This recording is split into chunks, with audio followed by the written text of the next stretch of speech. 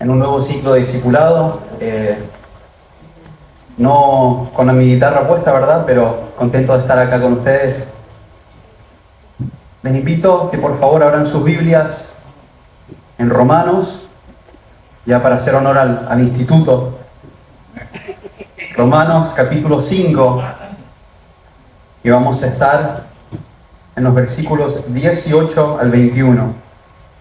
Así que Romanos 5, 18 al 21, ese va a ser nuestro texto principal. Sin embargo, vamos a estar saltando en diferentes pasajes, diferentes secciones, pero acá donde nos vamos a estar concentrando. Romanos 5, 18 al 21. Dice la palabra del Señor: Así pues, tal como por una transgresión resultó la condenación de todos los hombres, así también por un acto de justicia resultó la justificación de vida para todos los hombres. Porque así como por la desobediencia de un hombre los muchos fueron constituidos pecadores, así también por la obediencia de uno los muchos serán constituidos justos. La ley se introdujo para que abundara la transgresión, pero donde el pecado abundó, sobreabundó la gracia, para que así como el pecado reinó en la muerte,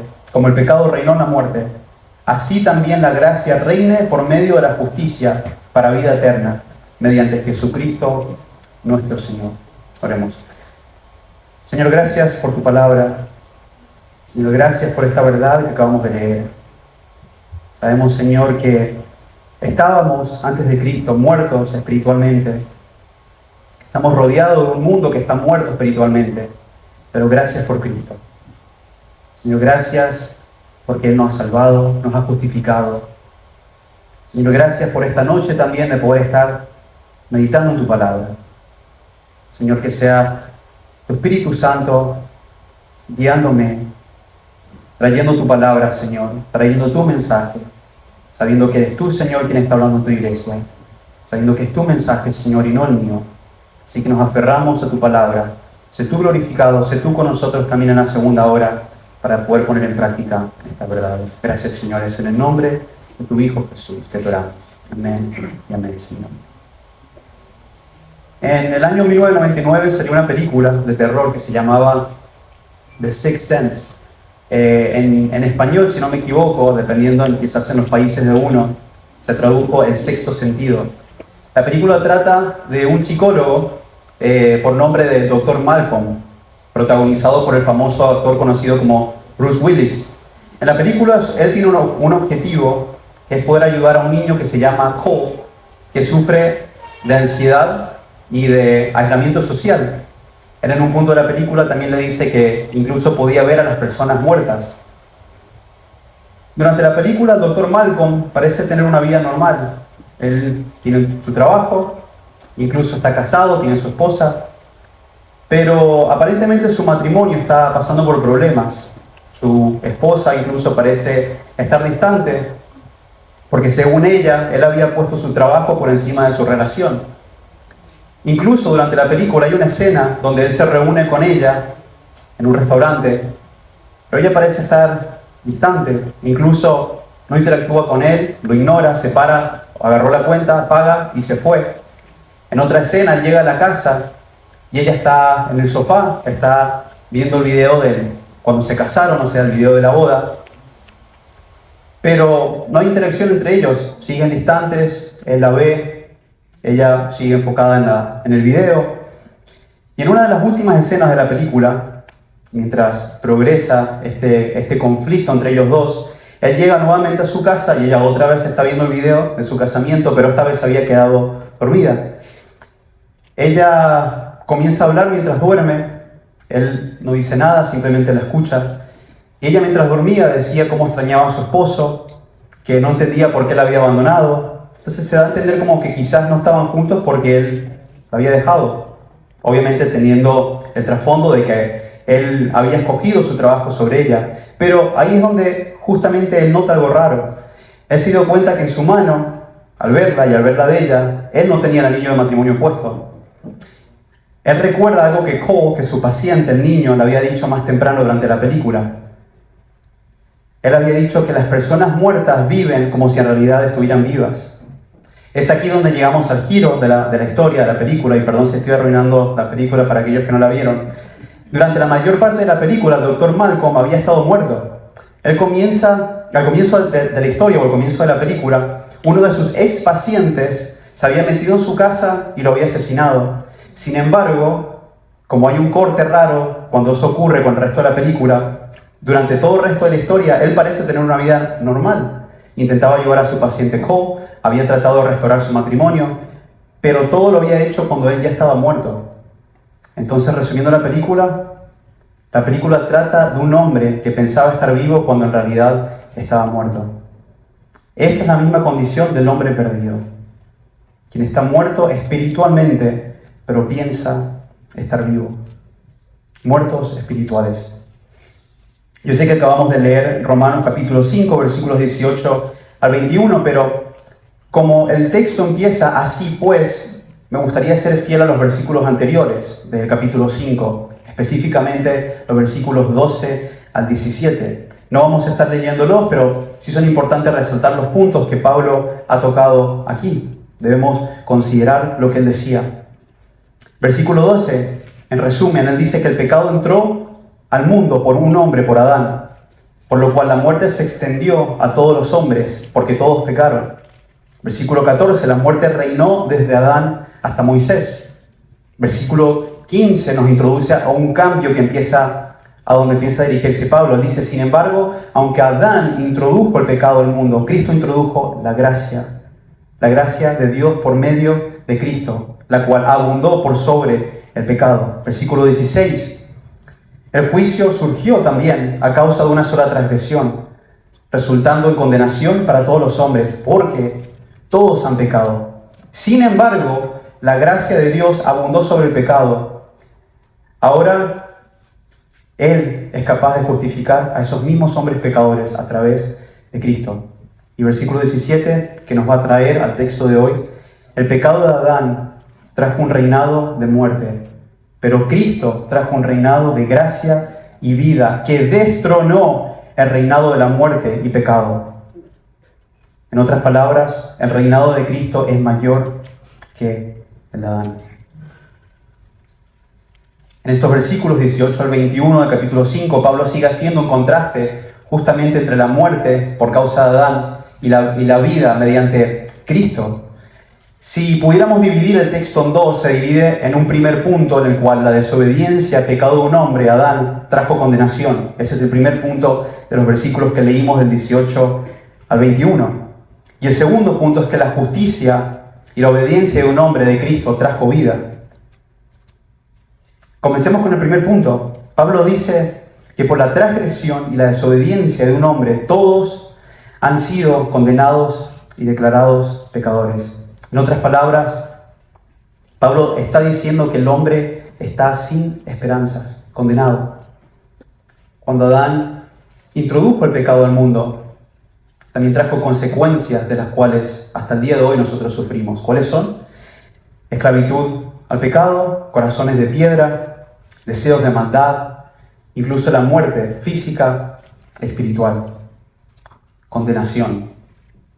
Condenación ha sido el resultado del cual Pablo resume este texto. Sin embargo, me gustaría enfocar tres aspectos de la condenación específicos que causó el pecado. O mejor dicho, en qué sentido hemos sido condenados. En primer lugar, estar separados de Dios, enemistados con Dios y perdidos de Dios. En primer lugar, separados de Dios. Nosotros sabemos por nuestros estudios, incluso de ciclos pasados, el discipulado, donde hemos visto la santidad de Dios, sabemos que Dios es santo, está apartado del mal, no puede relacionarse con las criaturas llenas de maldad. Y justamente desde el primer capítulo en Romanos, Pablo nos da una descripción de este hecho, nos da una descripción de la condición pecaminosa del ser humano. Nosotros incluso, si vamos al capítulo 1 de Romanos, los versículos 18 al 24, hablan justamente de lo que viene siendo esta realidad. Aquí Pablo nos deja saber que la ira de Dios se ha revelado contra toda impiedad e injusticia de los hombres. Bueno, ¿cuál es esta impiedad e injusticia? Que ellos han restringido la verdad, es decir, a Dios. Sin embargo, Pablo nos dice que ellos conocían a Dios porque Dios se les hizo evidente a ellos. Sin embargo, ellos decidieron ignorarlo y no honrarlo. En otras palabras, Pablo está diciendo que ellos conscientemente conocían de Dios, valga la redundancia, pero que también conscientemente decidieron ignorar a Dios, al punto de formar sus propios ídolos. Ahora, yo no creo que nuestra sociedad sea una excepción a ello, porque quizás podemos ver la descripción de Pablo en el libro de Romanos, capítulo 1, y quizás sentirnos un poco alejados, pero esto es lo mismo que nosotros vemos en la sociedad de nuestros días. Cada uno tiene sus propios ídolos. Puede ser algo simple como su trabajo, puede ser una religión diferente, puede ser su familia, sus hijos. Sin embargo, Dios sigue haciéndose evidente a hombres pecadores hoy en día, tal como lo fue en el pasado. Sin embargo, los hombres siguen ignorándolo, tal como lo hicieron en el pasado también.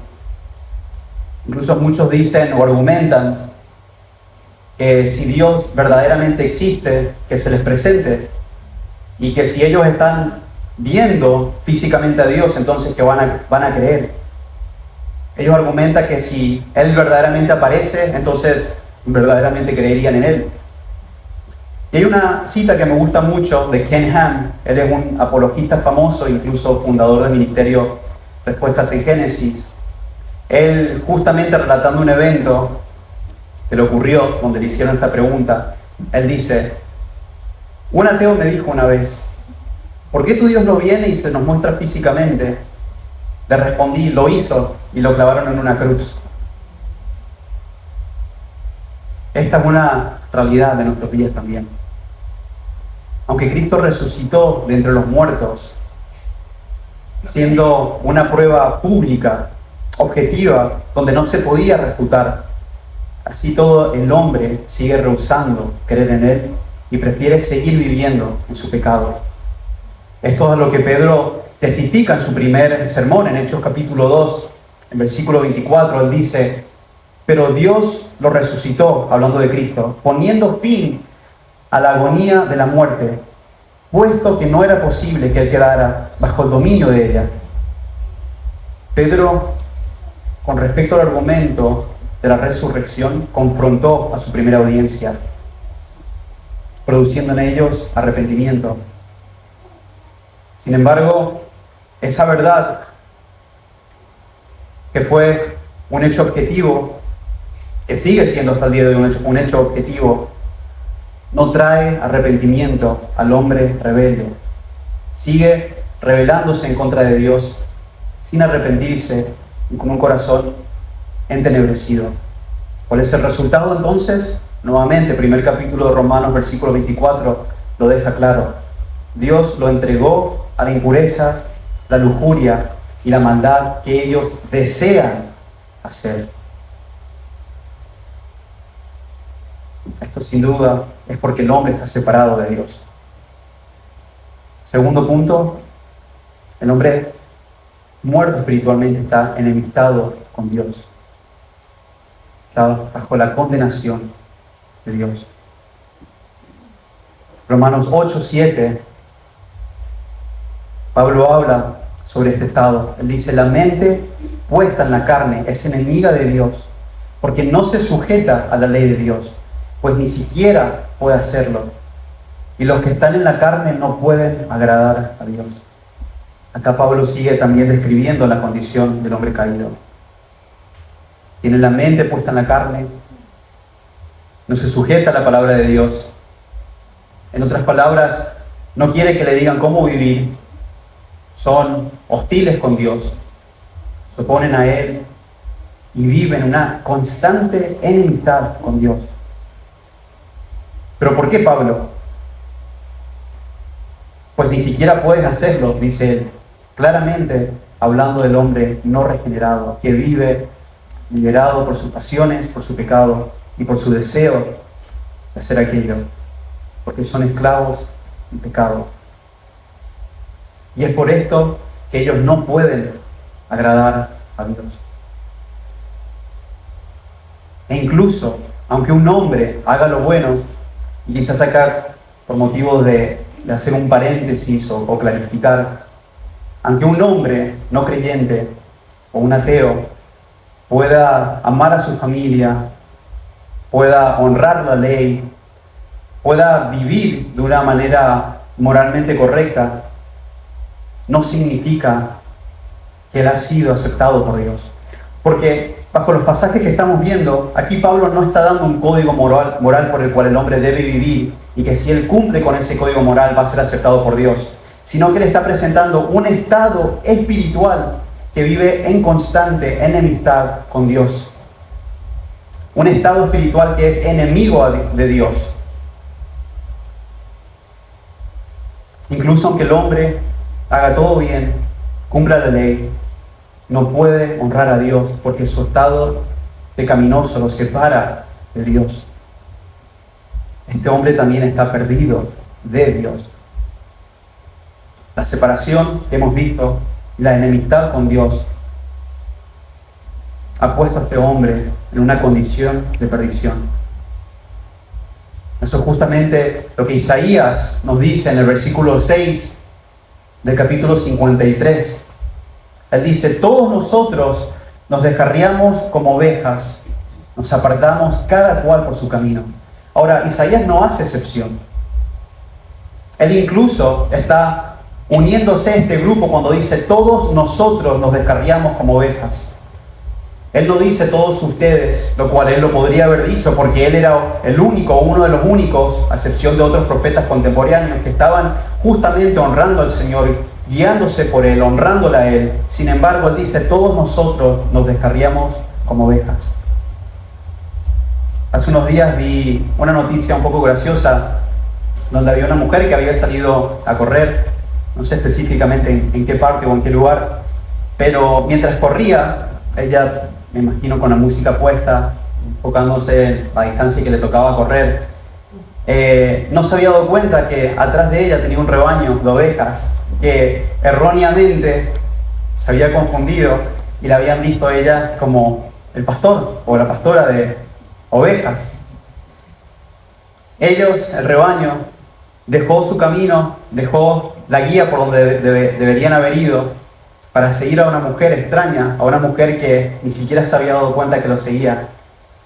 Pero así como esas ovejas se descarriaron a seguir a la mujer, nosotros también decidimos correr tras el pecado. Todo el hombre pecaminoso ha decidido complacer su carne, sus apetitos, sus deseos pecaminosos. Ellos han decidido ignorar a Dios y a su Hijo. Cada uno decidió ir por su propio camino.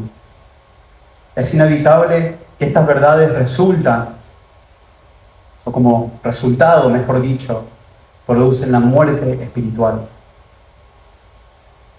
Ahora, hay algo en común que estos tres aspectos tienen, tanto la separación, la enemistad con Dios y el estado de perdición en el cual nos encontramos. Y esto es que simplemente resalta el hecho de que estamos, o el hombre pecador está muerto en sus delitos y pecados. Está muerto. Pero quizás la pregunta puede ser: muertos, pero ¿en qué sentido? ¿O cómo? John Piper responde a esta pregunta. Él dice: ¿cómo el asunto de estar muerto? Porque si nosotros vemos la condición del hombre pecaminoso, está siguiendo sus deseos, está deseando hacer lo mal, está caminando en pecado en su carne, siguiendo, deseando, caminando y viviendo. Parece que está vivo, entonces es muerto. ¿Qué significa el asunto de estar muerto? John Piper dice: significa estar espiritualmente muertos. Significa ser una roca hacia Dios resistente contra Dios, sin poder responder, no podemos honrar al Señor, insensible a Dios, al Evangelio, a la belleza de Cristo, sigue diciendo Piper, al señorío de Jesús. Este hombre no es conmovido, no es vivificado, no ama, no abraza, no atesora estas cosas.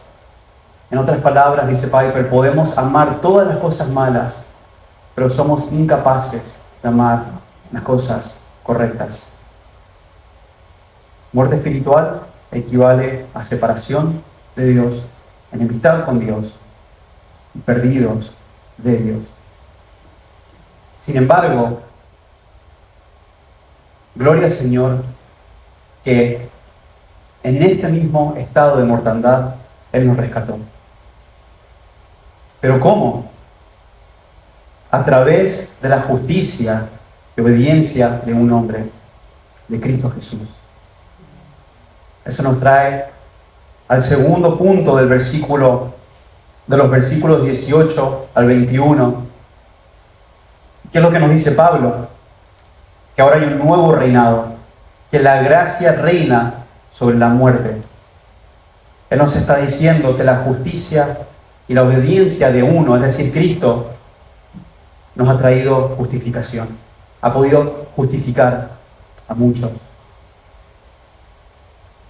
En Adán entró la muerte para todos, pero en Cristo se introdujo la vida. Pero esta vida, y acá está el punto importante, esta vida se sobrepuso al reinado de la muerte, es decir, fue mayor. Puesto en las palabras de Pablo, donde el pecado abundó, sobreabundó la gracia, para que la gracia reine por medio de la justicia para vida eterna, mediante Jesucristo, Señor nuestro. Versículos 20 y 21 de nuestro pasaje. Ahora no quiero pasar por alto el mismo versículo 20 o quizás la primera parte del versículo 20 que dice: la ley se introdujo para que abundara la transgresión. Pablo en Gálatas capítulo 3, versículos 24 al 26 nos da otra alusión con respecto a la ley. Él dice que la ley vino a ser nuestro ayo o nuestra guía. En el mundo romano, para tener un poco de contexto, qué es lo que significaba un ayo o esta persona que cumplía la responsabilidad de guiar, era un tutor de los niños varones del Imperio Romano, específicamente.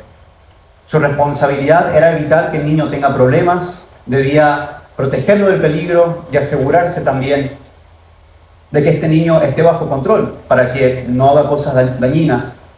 Por lo general, un ayo o un guía era un disciplinario severo, alguien que disciplinaría al niño si él se pasaba de la raya.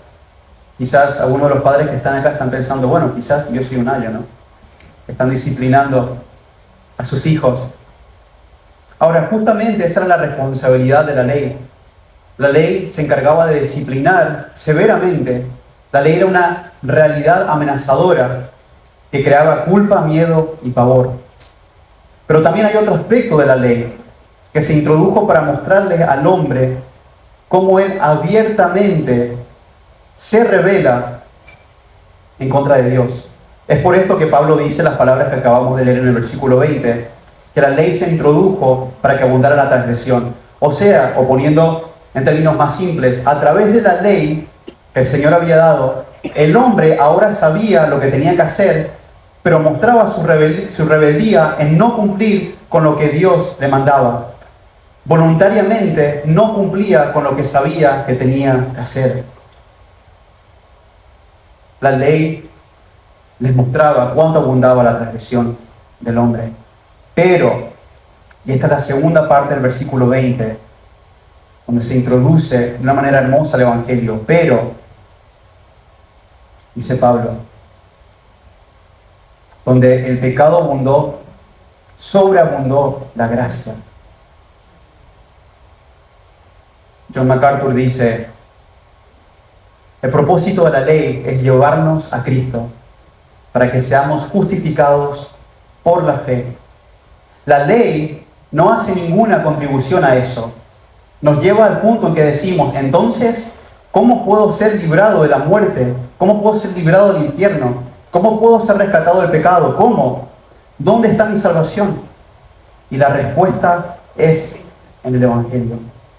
Está en Cristo Jesús. En Cristo la gracia sobreabunda para salvar a hombres pecadores. ¿Y cuál es el resultado? Si nosotros vimos que la muerte espiritual causó la separación con Dios, la enemistad con Él, y estábamos perdidos de Dios, ahora mediante Cristo nosotros hemos sido redimidos. Por su gracia nosotros podemos aferrarnos a Dios, sabiendo que ha triunfado sobre la muerte y sobre el pecado. Ya no estamos más separados de Dios, sino que ahora estamos unidos con Dios. Primera de Corintios capítulo 6, Pablo exhorta a los creyentes con respecto a su manera nueva de vivir, recordándoles que ellos ya no pertenecen al reinado de las tinieblas. Primera de Corintios 6:11, él escribe: y estos eran algunos de ustedes, pero fueron lavados, pero fueron santificados, pero fueron justificados en el nombre del Señor Jesucristo y en el Espíritu de nuestro Dios. Él les está diciendo que ahora su unión con el pecado ha terminado, ya no están más sujetos, ya no están unidos al mal, sino que ahora ellos han sido unidos a Cristo. Lavados, dice él. Se refiere a una limpieza espiritual de la culpa y del poder dominante del pecado. Santificados, dice Pablo. La regeneración. Hay una ruptura con el amor al pecado, con el poder que éste ejercía sobre nosotros y con la práctica de tal. Hemos sido apartados, alejados del pecado, para ahora unirnos y estar cerca de Cristo y con Dios. Por último, dice justificados, declarados justos en Cristo. Ya la condena del pecado no existe porque hemos sido vestidos con la justicia de Cristo. Ya no somos más enemigos de Dios, sino que ahora somos amigos de Dios. Ahora ya no existe una pared de enemistad entre nosotros y Dios.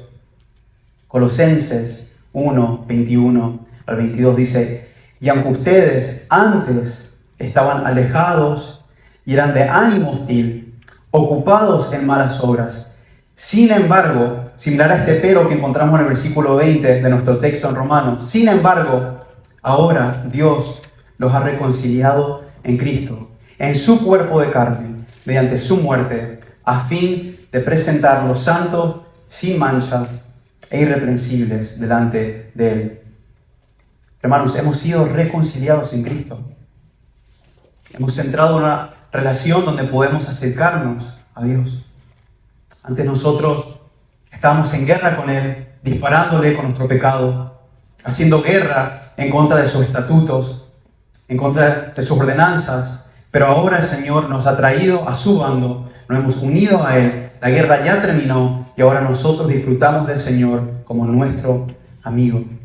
De ocuparnos de malas obras, ahora nos ocupamos de los asuntos celestiales, de las obras que el Señor preparó de antemano para nosotros, para que anduviéramos en ellas. Ya no estamos más perdidos con Dios tampoco, sino que hemos sido encontrados por Dios. En Cristo hemos sido encontrados por Dios. Puestas las palabras de John Newton, o quizás el himno famoso de John Newton: sublime gracia del Señor, que a un infeliz salvó.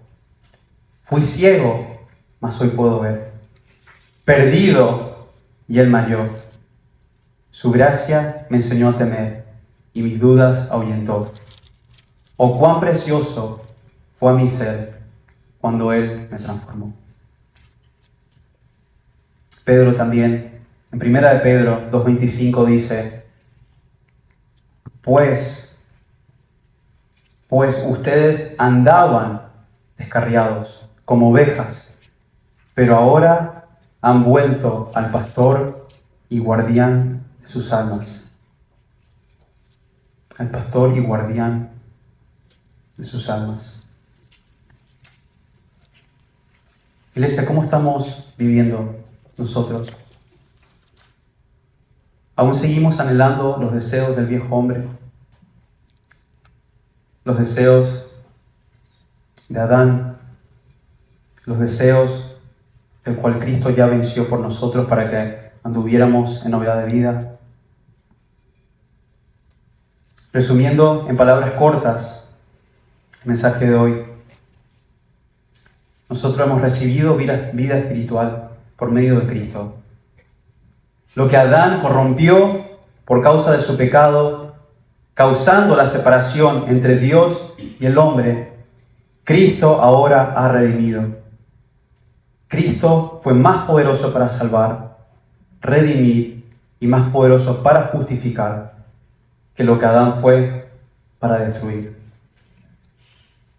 Estoy viviendo en novedad de vida.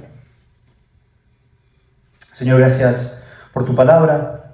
Señor, gracias por tu fidelidad. Señor, sabemos que somos pecadores, que te fallamos, pero gracias por Cristo. Señor, gracias porque Él triunfó sobre el pecado, sobre la muerte.